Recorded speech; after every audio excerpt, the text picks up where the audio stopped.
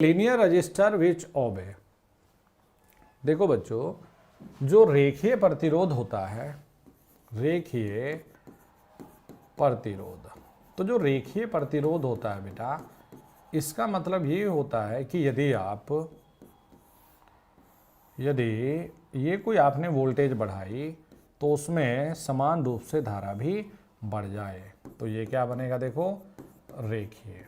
या रेखीय का मतलब आप ये समझ सकते हैं कि यदि आपने वोल्टेज ड्रॉप यानी कि आपने करंट बढ़ाया, क्या देखो बेटा ये, तो यहाँ पर वोल्टेज ड्रॉप समान रूप से देखो बढ़ गया। तो जो रेखीय प्रतिरोध होते हैं उन पर ओम का नियम लागू होता है, जैसे कार्बन, जैसे रियोस्टेट होता है, जैसे वेरिएबल आप लैब में नहीं बनाते, पोटेंशियोमीटर होता है।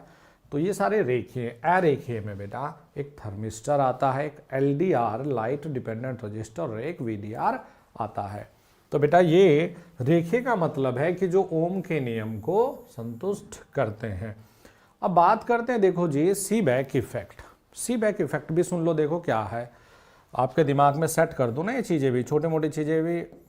इसलिए मैं बोलता हूँ कि जब भी आप सवाल लगाए ना, तो सारे ऑप्शन को एक बार थोड़ा सा प्रयास करें कि इनका मतलब क्या है, एक स्टूडेंट के नाते ना, कि इसका मतलब क्या है। देखो देखना बेटा, जो सीबैक इफेक्ट है, इसका मतलब होता है कि यदि यहाँ पर ये आपने ना कोई हीटर लगा दिया, क्या है जी, हीटर लगा दिया, और दो मेटल को आपने जंक्शन के रूप में रख दिया, ये मेटल 1 है और ये मेटल 2 है।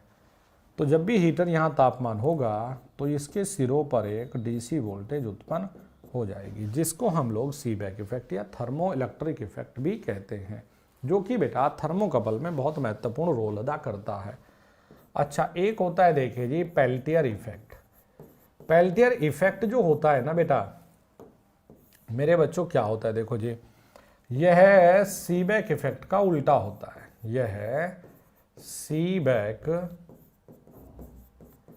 इफेक्ट का अपोजिट होता है, सीबैक इफेक्ट का अपोजिट होता है। यानी कि ये दिमाग में रखो कि सर कैसे बेटा, अगर अब आपने डिफरेंट मेटल पर ना यहां से सप्लाई दी,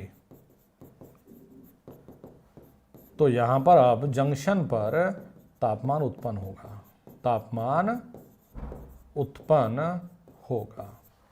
तो ये होता है बेटा पेल्टियर इफेक्ट जी, समझ गए।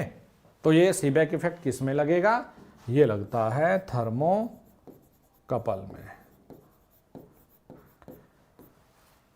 समझ में आई बात, ठीक है।